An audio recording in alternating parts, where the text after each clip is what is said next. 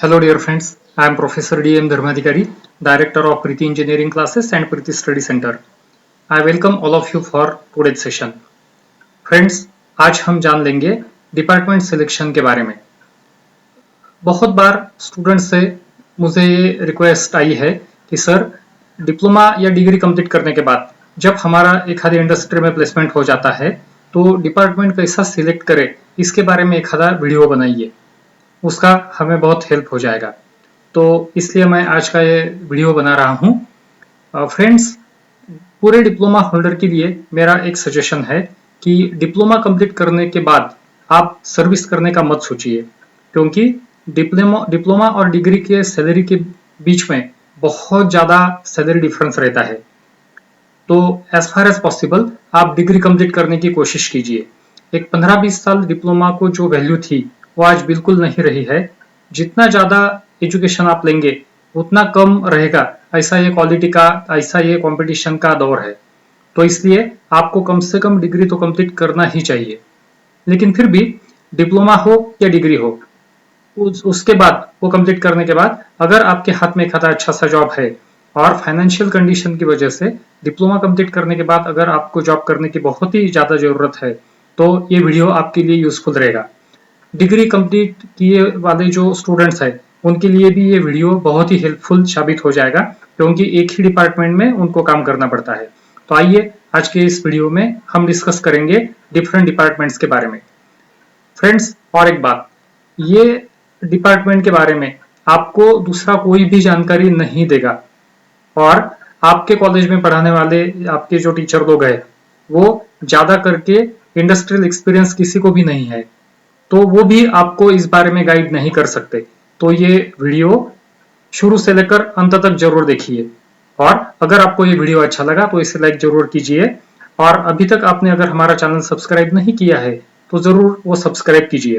तो आइए शुरुआत करते हैं डिफरेंट डिपार्टमेंट्स के बारे में। सबसे पहला जो डिपार्टमेंट रहता है किसी भी कंपनी में वो रहता है प्रोडक्शन डिपार्टमेंट। वहां पे एक्चुअल प्रोडक्शन चलता है, उसे शॉप फ्लोर भी बोलते हैं। डिफरेंट टाइप्स की मशीनरी वहां पे अरेंज की रहती है और वहां पे आपको काम करना पड़ता है।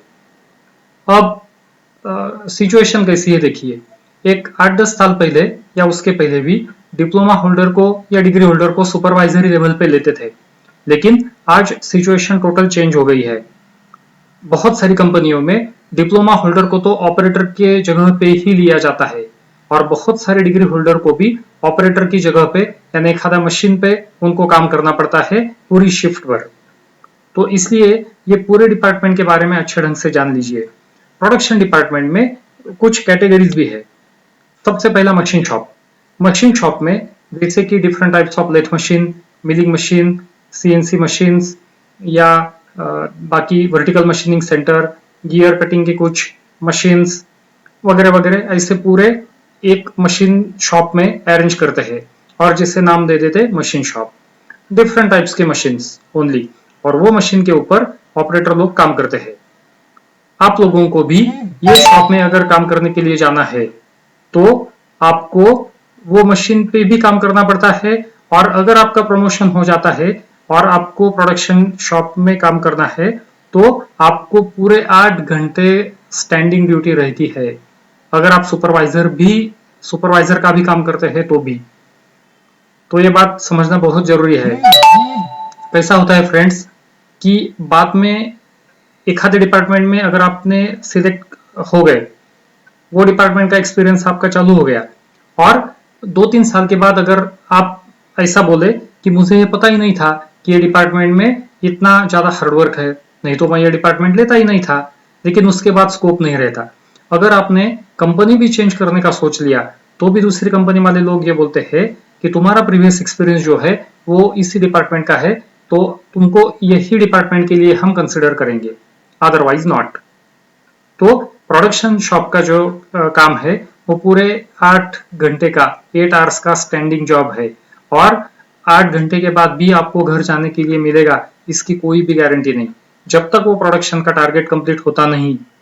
या तो आप ऑपरेटर का काम करते होंगे या सुपरवाइजर का काम करते होंगे, जब तक वो टारगेट कंप्लीट होता नहीं आपको घर जाने की इजाजत नहीं मिलती। तो ये बात पक्की ध्यान में लीजिए। मशीन शॉप में डिफरेंट मशीन रहते हैं। वैसा ही प्रोडक्शन शॉप में और एक टाइप है प्रेस शॉप।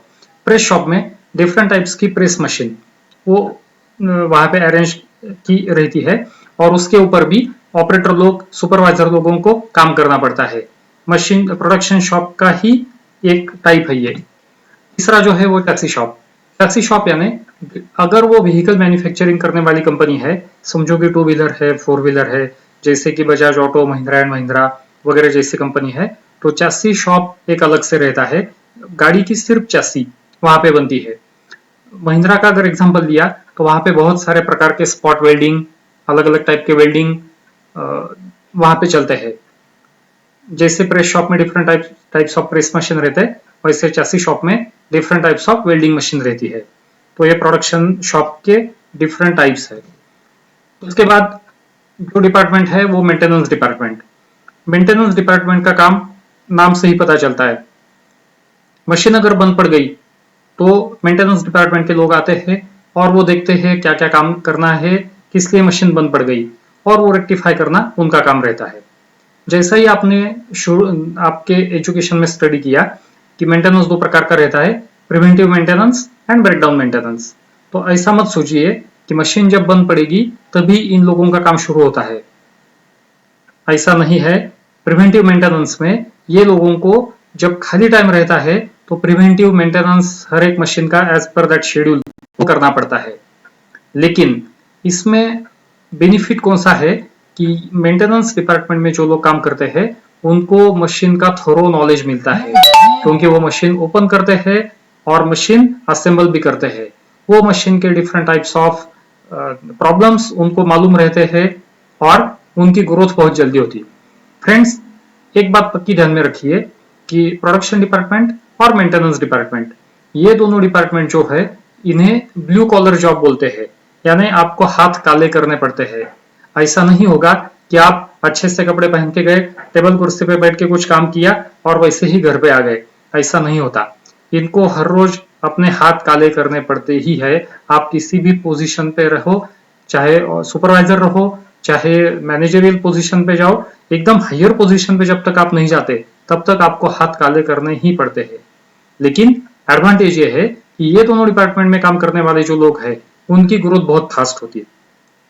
प्रोडक्शन डिपार्टमेंट में काम करने वाले जो लोग हैं उनको प्रोडक्शन की क्वांटिटी का बहुत ज्यादा टेंशन हर रोज रहता है। वैसे ही मेंटेनेंस वालों को थोड़ा बहुत टेंशन रहता है, वो हर एक मशीन अच्छे ढंग से चले और वो बंद ना पड़े।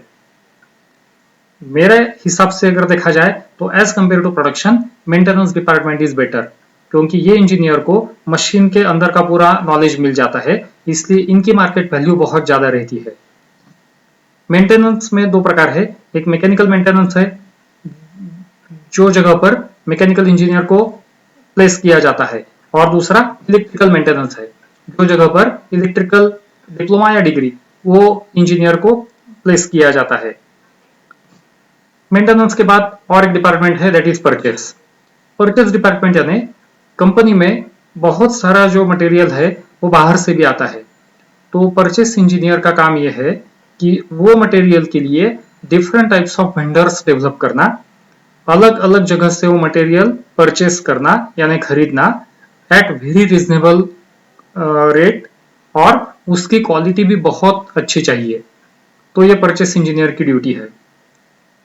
एक 10-15 साल पहले परचेस इंजीनियर का जो जॉब था वो एकदम टेबल कुर्सी पे बैठ के वो अपना काम कर सकता था, लेकिन आज ऐसा नहीं है। परचेस इंजीनियर को भी बाहर बहुत सारा घूमना पड़ता है, नए नए वेंडर्स डेवलप करने के लिए, उनके प्रॉब्लम का क्या है, उनकी क्वालिटी कैसे इंप्रूव हो जाएगी, ये पूरी चीजें देखने के लिए परचेस इंजीनियर को अलग अलग जगह पर घूमना पड़ता है।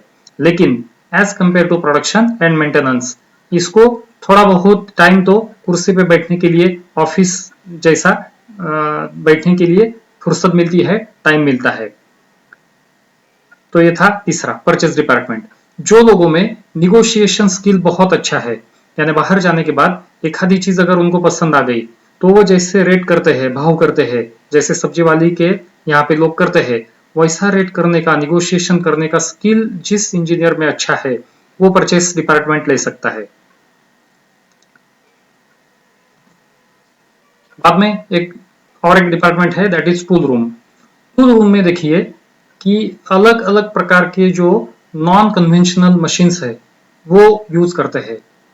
मैन्युफैक्चरिंग ऑफ डिफरेंट डाइज, जिनका मैन्युफैक्चरिंग बहुत क्रिटिकल रहता है, बहुत ही हाईली स्किल्ड ऑपरेटर जहां पे काम करते हैं, उसे बोलते हैं टूल रूम।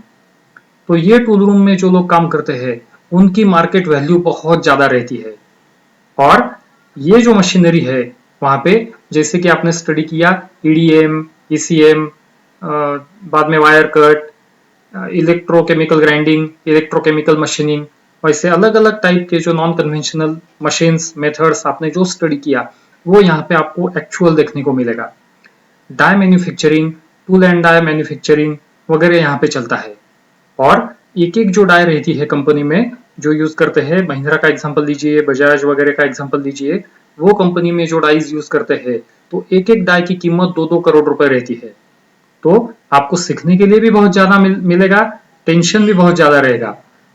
टेंशन इसलिए कि एक आधी भी डाई में थोड़ी सी भी गलती हो गई तो वो डाई रिजेक्ट हो जाती, और वो रिजेक्ट हो गई तो इतना बड़ा लॉस कंपनी का हो जाता।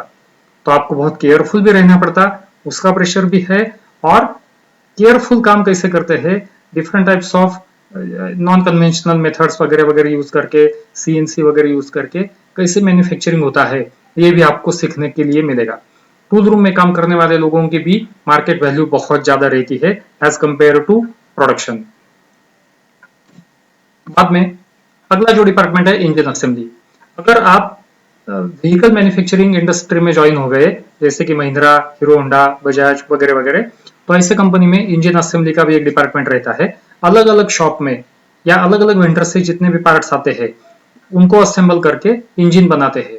एक बहुत बड़ा कन्वेयर रहता है, वो कन्वेयर के आजू बाजू में वर्कर लोग काम करते हैं और वहां पे आपको सुपरवाइज करना पड़ता है। अगर आप सुपरवाइजर के लेवल पर ज्वाइन हो गए तो, नहीं तो बहुत सारी कंपनी में डिप्लोमा होल्डर या कुछ कुछ परसेंट में डिग्री होल्डर को भी लाइन में असेंबलर का ही काम करना पड़ता है। तो वो 8 घंटे आपको जरा सी भी फुर्सत नहीं मिलती, कंटिन्यू आपको स्टैंडिंग होके काम करना पड़ेगा। और वो कन्वेयर ऑटोमेटिक आगे आगे आगे चलते रहता, उसके ऊपर आपको वो पार्ट्स असेंबल करने पड़ते हैं, that is called as engine assembly. लेकिन बेनिफिट ये है, कौन से भी इंजन का बहुत ही डेप्थ में नॉलेज आपको मिल जाएगा, क्योंकि असेंबली लेवल से आपने काम किया है तो इसका ये बड़ा बेनिफिट है। लेकिन बैठने के लिए कुछ भी फुर्सत इसमें नहीं मिलती। इंजन असेंबली के बाद रहता है फाइनल असेंबली। जैसे इंजन की असेंबली बन गई रूट लेवल से, वैसे ही अब फाइनल असेंबली में अलग अलग पार्ट्स अलग अलग वेंडर से आते हैं। इंजन असेंबली से इंजन आता है, चासी शॉप से चासी आती है, वो वहां पे कन्वेयर चलते रहता, कन्वेयर के आजू बाजू में लोग काम करते हैं, सिमिलर टू इंजन असेंबली। लेकिन यहाँ पे फाइनल गाड़ी तैयार हो जाती, हो सकता वो 2 व्हीलर है, हो सकता वो 4 व्हीलर है। यहाँ पे भी जरा सी भी फुर्सत नहीं मिलती। दूसरा एक बड़ा बेनिफिट इंजन असेंबली और फाइनल असेंबली में काम करने वाले लोगों का ये है कि ये बहुत अच्छे ढंग से खुद का गैरेज वगैरह चला सकते हैं। अगर उन्होंने सोचा कि एक 4-5 साल का एक्सपीरियंस ले लेंगे और 4-5 साल के बाद हम खुद का कुछ चालू करेंगे, तो आपको इन डेप्थ नॉलेज रहता है इंजन का भी और इन डेप्थ नॉलेज रहता है फाइनल असेंबली का भी। तो कौन सा भी प्रॉब्लम अगर आ गया तो आप आसानी से सॉल्व कर सकते हैं। और गैरेज के लाइन में आपको मालूम है फ्यूचर बहुत अच्छा है, पैसा बहुत अच्छे ढंग से मिलता है। तो ये भी दोनों लाइंस बहुत अच्छी है। बाद में और एक इंपॉर्टेंट डिपार्टमेंट है, that is R&D, research and development. Research and development में काम करने के लिए बहुत अच्छी क्रिएटिविटी जो इंजीनियर्स की है, नया सोचने का काम जो कर सकते हैं वो R&D ले सकते हैं। इसके लिए आपकी थ्योरेटिकल आइडियाज बहुत अच्छे ढंग से क्लियर चाहिए, प्रैक्टिकल आइडियाज बहुत अच्छे ढंग से क्लियर चाहिए, और हर एक सब्जेक्ट का नॉलेज आपको चाहिए। बहुत लोगों के मन में गलतफहमी ये रहती कि R&D में ज्यादा करके डिजाइन का काम चलता है, तो अगर एक आधे का ड्राफ्टिंग अच्छा है तो वो R&D में काम कर सकता है। लेकिन माय डियर फ्रेंड्स, ऐसी बात नहीं है। R&D यानी रिसर्च एंड डेवलपमेंट। एक आधे पार्ट का डिजाइन शुरू से लिए, जो पार्ट अभी अस्तित्व में नहीं है, वो मार्केट में आने से पहले आपको उसके ऊपर सोचना है, उसको आपको कागज के ऊपर उतारना है। हो सकता है 2D में, हो सकता है 3D में। आपको वो आइडिया जीरो से लेकर स्टार्ट करनी पड़ती है। तो बहुत अच्छा इमेजिनेशन अगर आपके पास है, बहुत अच्छी क्रिएटिविटी है, हार्ड वर्क है, तो आप R&D ले सकते हैं। R&D इंजीनियर के लिए बेनिफिट एक है कि ये सिटिंग जॉब रहता है, अपना अपना पीसी ले लो, एखादा सॉफ्टवेयर ले लो, इधर उधर से कुछ स्टडी करो, इंफॉर्मेशन निकालो और अपना पार्ट तैयार करो। ये काम कर सकता है वो R&D, लेकिन ये भी टारगेट ओरिएंटेड जॉब है। आपको एक टारगेट दिया रहता है, वो टारगेट के अंदर अंदर आपका काम, आपका प्रोजेक्ट कंप्लीट होना चाहिए। और आजकल बहुत सारी कंपनियों में इधर उधर से कैमरेज लगाए हुए हैं, तो आप जरा सा भी टाइम पास नहीं कर सकते हैं, लेकिन जॉब बहुत ही इंटरेस्टिंग है। ये लोगों की भी ग्रोथ बहुत अच्छी होती है। तो ये था R&D के बारे में। आगे का डिपार्टमेंट है process planning. Process planning engineer का कैसा रहता है, देखिए, जब ड्राइंग्स आ जाते हैं 2D ड्राइंग्स, तो वो 2D ड्राइंग्स आने के बाद ये प्रोसेस प्लानिंग इंजीनियर उनका डिटेल स्टडी करते हैं कि कौन सा पार्ट का ड्राइंग क्या है, वो पार्ट कौन से मशीन पे हम बना सकते हैं, उसके बाद कौन सा ऑपरेशन करना पड़ेगा।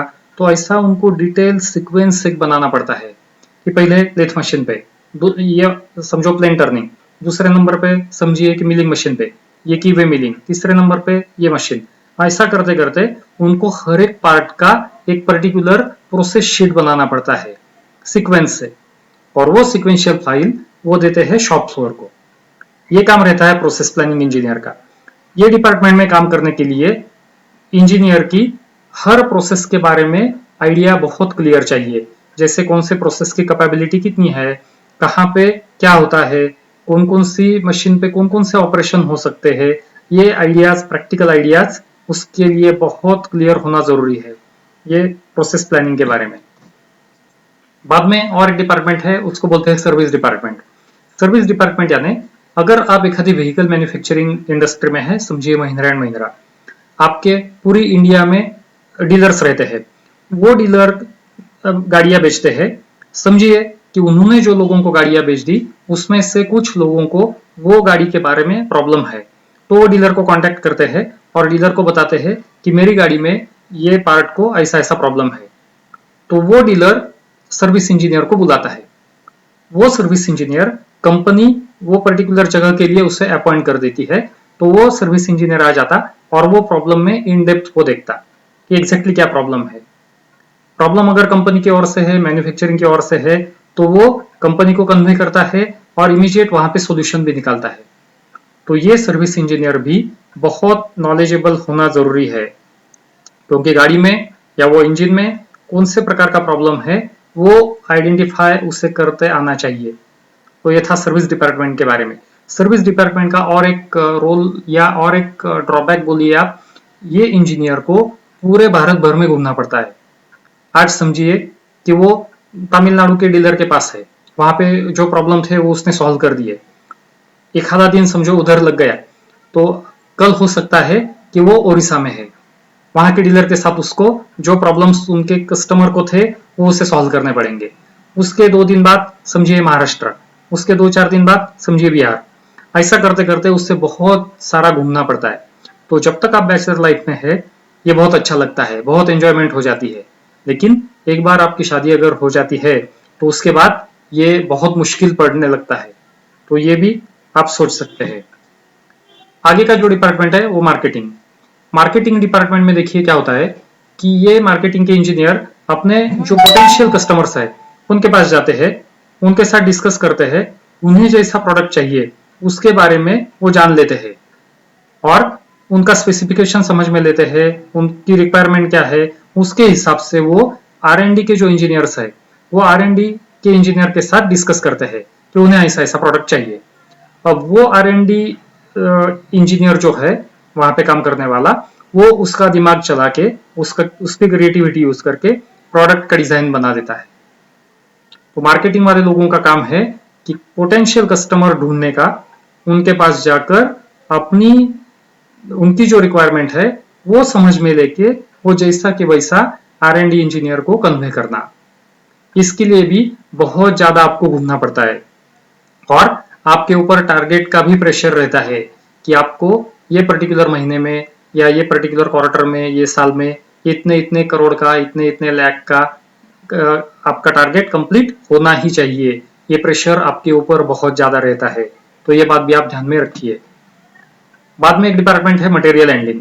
मटेरियल हैंडलिंग यानी एक मशीन से दूसरे मशीन तक जब जॉब जाते हैं या एक शॉप से लेकर दूसरे शॉप तक जब मटेरियल जाता है तो वो कौन से ढंग से हैंडल करने का, कौन सा सिस्टम उसके लिए एग्जैक्ट यूज करने का, कौन से टाइप के कन्वेयर लगाने के, या कौन से टाइप का व्हीकल यूज करने का, एक शॉप से अगर दूसरे जॉब में अगर जाता है तो रिक्शा से हो जाएगा क्या, या फोर्कलिफ्ट से हो जाएगा, या ट्रक से हो जाएगा, या आपका एक प्लांट समझिए नासिक में है, दूसरा प्लांट इगतपुरी में है, तो नासिक से इगतपुरी तक कैसा करने का, इगतपुरी से नासिक तक कैसा करने का, ये जो टिपिकल प्लानिंग करते हैं या मटेरियल हैंडलिंग का कैलकुलेशन वगैरह वगैरह करते हैं वो मटेरियल हैंडलिंग के लोग करते हैं।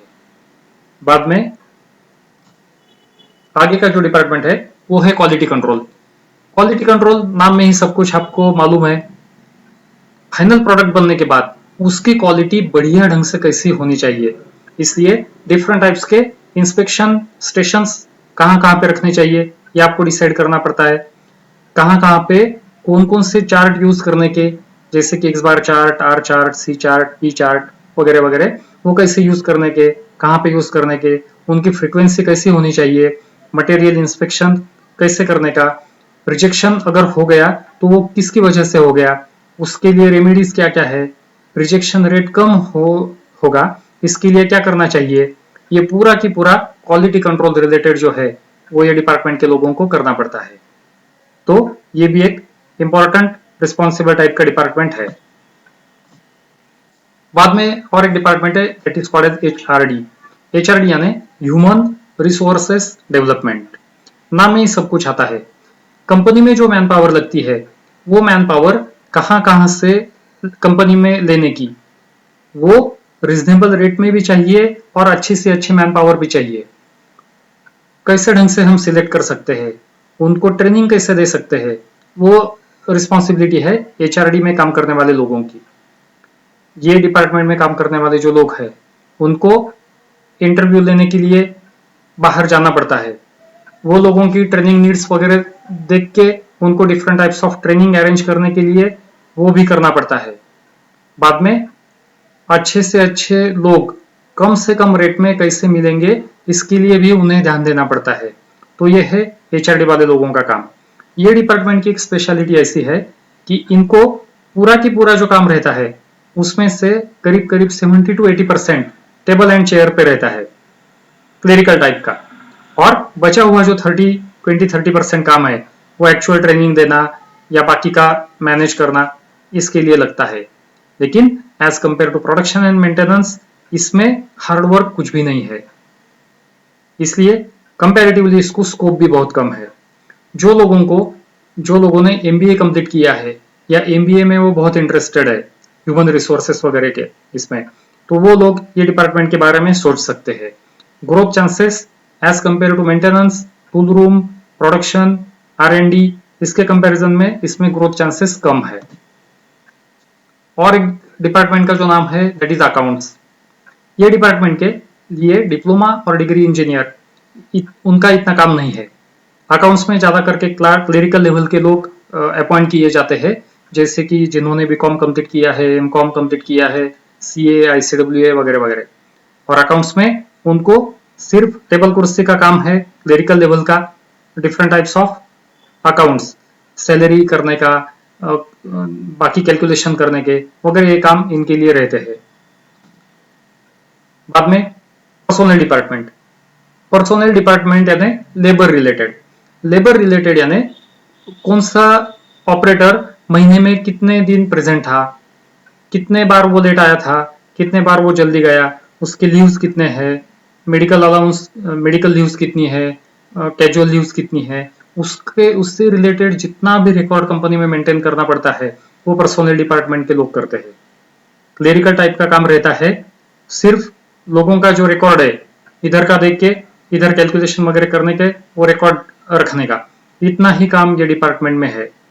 ये डिपार्टमेंट में भी डिप्लोमा और डिग्री इंजीनियर जो है इनका कुछ भी काम नहीं रहता, लेकिन जो BCom, MCom या क्लरिकल लेवल के जो लोग हैं उनका काम यहाँ पे रहता है, या MPM जिन्होंने किया है, मास्टर इन पर्सोनल मैनेजमेंट, या MSW, master in social works वगैरह, वो जो लोग हैं वो पर्सोनल डिपार्टमेंट ज्वाइन कर सकते हैं।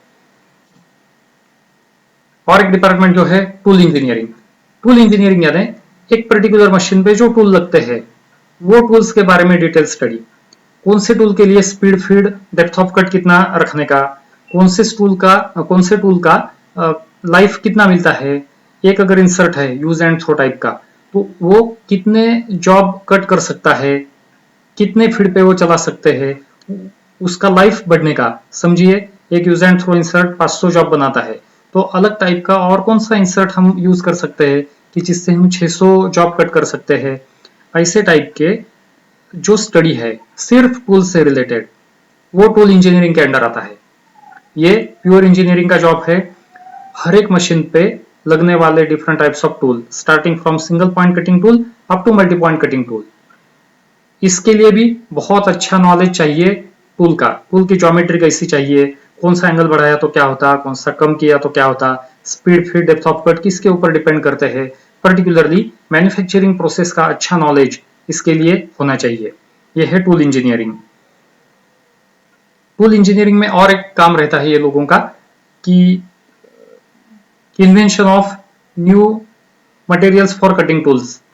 आज अगर ये मटेरियल यूज कर रहे हैं तो और एक मटेरियल यूज करने के बाद कितना इफेक्ट हो जाएगा, कौन सा इकोनॉमिकल पड़ेगा वगैरह वो इसमें देखते हैं।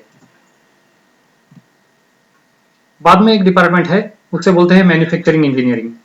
मैन्युफैक्चरिंग इंजीनियरिंग में वर्कशॉप में जो भी मटेरियल, जो भी वर्क पीसेस हम कट करते हैं वो कट करने के लिए जिग्स एंड फिक्चर्स लगते हैं।